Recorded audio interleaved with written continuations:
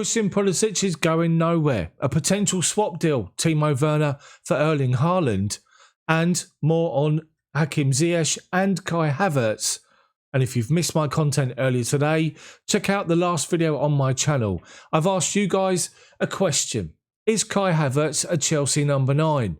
Make sure you check out that video. It'll be linked at the end of this particular video, but if you can't wait until then, make sure you check it out on my channel. Talking of my channel, if this is your first time here, then make sure you subscribe. Hit the bell for notifications so you're notified when my videos come out.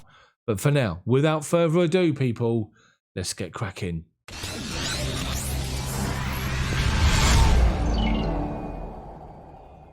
So let's start this busy video this evening, the Chelsea news update with Christian Pulisic. Now, like many of you, I was surprised to see the fact that he was named in the starting 11 against Leeds. First and foremost, he's been named as a substitute. There's been times where he's come on and times that he hasn't under Thomas Tuchel.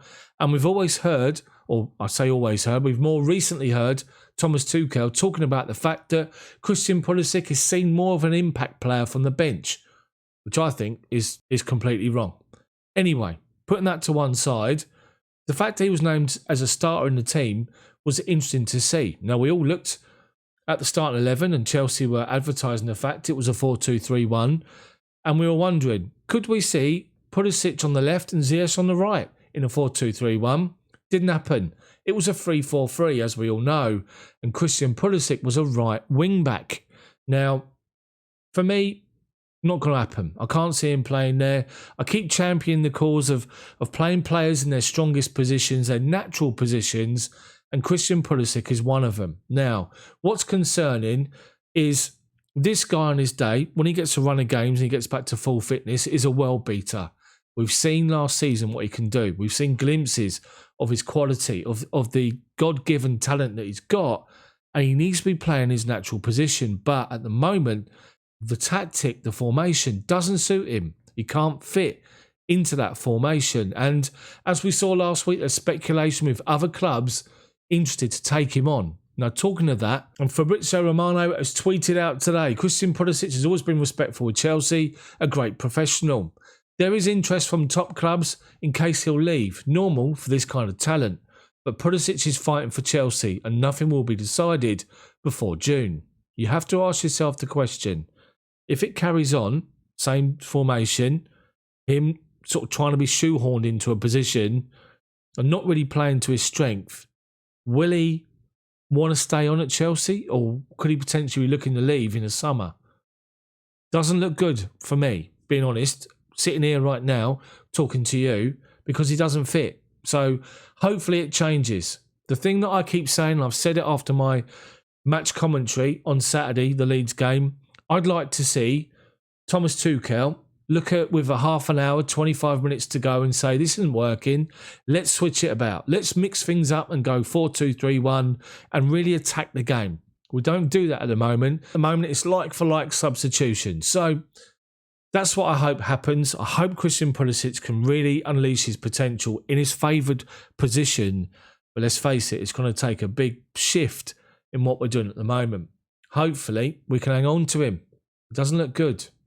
What do you think of Pulisic as the right wing-back? What do you think of his long-term future at Chelsea?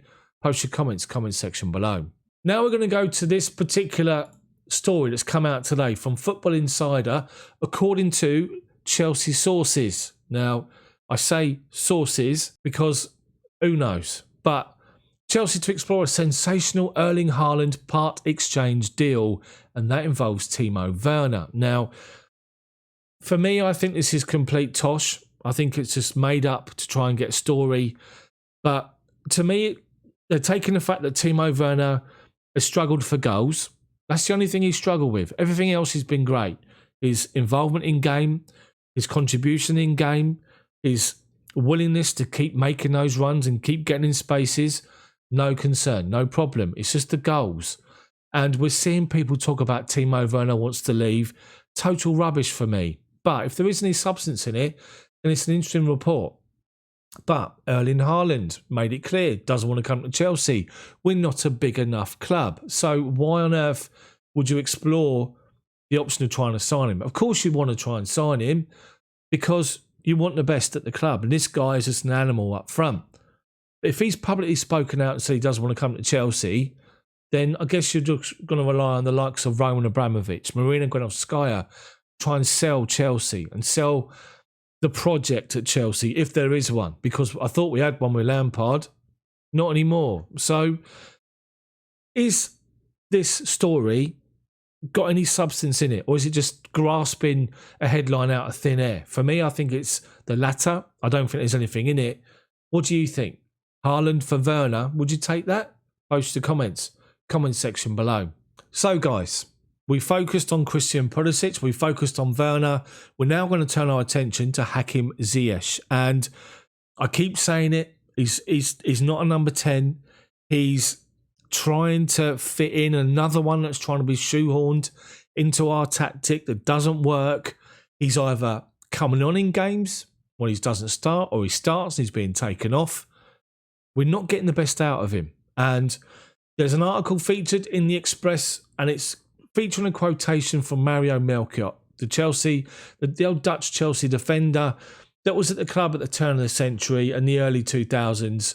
And he's been talking of the fact that Thomas Tuchel has got the Ziyech problem, but Frank Lampard had the same problem and understood it. And he's referring to the fact that Frank Lampard sort of understood what had happened to him coming into a new club and tried to get him involved, and would be a huge part of his plans going forward. At the moment, Thomas Tuchel has got his set formation, and the same thing with Pulisic. Ziyech is suffering the same way. Melchiot was talking about the situation, and he makes a lot of sense. And he said this: he doesn't always get the opportunity, referring to Tuchel. I think Frank understood him better. He wanted him and went after him. I think Ziyech is facing now what he had at the beginning at Ajax. It was kind of difficult for him to get a run going. Once he got it, he was among the top 2 players in the team. Now in the Premier League, you've got many stars around you, and he has to understand that. I think it comes down to rhythm. If you don't play that often, when you get your opportunity, you have to grab it. But it can take a few games to get up to speed. So if he doesn't get those games, it becomes really tough. I like him. I think he's technically gifted, physically fit, and understands the game well. At Ajax, he would cross the ball so many times, and there was players on the end of it. They need to understand at Chelsea what his strengths are, because if he can deliver that and really master it, it could be something special. If not, it becomes tough. I know he won't like it. He's not a player who's used to coming off the bench. He was a starting player every time at Ajax. To me, it makes a lot of sense what he's saying, but it's also incredible. Asking Chelsea to understand, or to learn to understand what his strengths are. That's what you paid the money for. You know what his strengths are. You know what you're getting. You bought him to be that person that he was at Ajax, having the influence that he had at Ajax, in a blue shirt at Chelsea. But then you stifle him by playing him in a different position. Try and play there. See what you can do there. Doesn't work. Doesn't happen. And I said it in my video earlier today about Kai Havertz. I'll say it again today. You look at Christian Pulisic. You look at Hakim Ziyech. We could have a situation here similar to Jose Mourinho when he sold the likes of Mohamed Salah and Kevin De Bruyne. It was a decision that was made because they didn't fit his tactical formation and tactical instruction of wide players tracking back. Because at the time, De Bruyne was played wide, or De Bruyne, whatever you want to say. He was also playing out sort of wide, or in the midfield area, pushing out wide. And it was required of him to get back and defend. And Mourinho thought that both of them didn't fit, didn't suit them doing that particular part of the role, sold them. And look what's happened to both De Bruyne and Salah. We can't have the same thing happen to Christian Pulisic and to Hakim Ziyech. Surely we have to invest time in getting the best out of the two of them, and Timo Werner and Kai Havertz. Something's got to be done. A tactical switch, 4-2-3-1. Those front four, put Mason Mount in there as well, and or sort of in place of Havertz. That front four would scare anybody in the Premier League.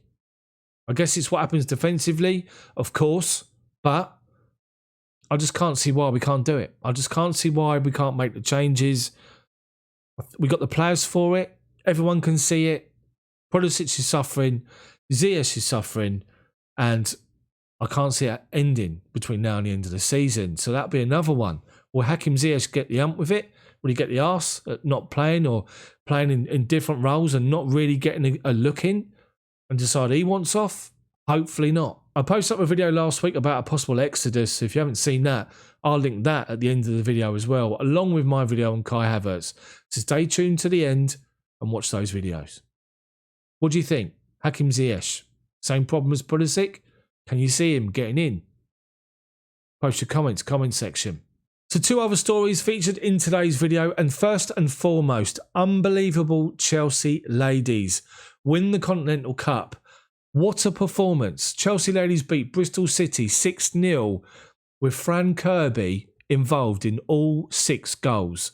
She scored 2. Sam Kerr got a hat-trick and Marianne Mielda scored the final goal in a romp. What an unbelievable performance from Chelsea. Absolutely outstanding. It's well worth a mention on one of these videos, the Chelsea ladies. Congratulations to Emma Hayes and all the girls. Fabulous. Finally, a player who's featured heavily in the news today, and that's Emerson. Emerson Palmieri has never really made it at Chelsea since he's joined. He's never really forced himself into that left-back position and made it his own. And Chelsea apparently have slapped a £17 million price tag on his head for the likes of Inter Milan and Napoli, who would be more than interested in trying to sign him. Palmieri's never forced his way in for different managers, and it says everything. So it looks like he's going to go back to Italy at some point in the summer. Thomas Tuchel had praised his mentality recently for carrying on after being left out repeatedly, but it looks as though Chelsea are now resigned to the fact that they'll let him go. So let's see what happens. That's it from me, guys, in this news update for you this evening. If you haven't seen my video on Kai Havertz, is he a number 9 or not? Make sure you check it out. It'll be listed at the end of this video, along with the Exodus video posted last Friday. If you've enjoyed the video, drop a like on it for me. Post your comments about anything discussed in the video in the comment section. And then subscribe to the channel, but make sure you hit that bell for notifications so you don't miss my videos come out. I'm Chels Daft. Thank you so much for watching and taking the time to do so. Have a good Monday. See you tomorrow.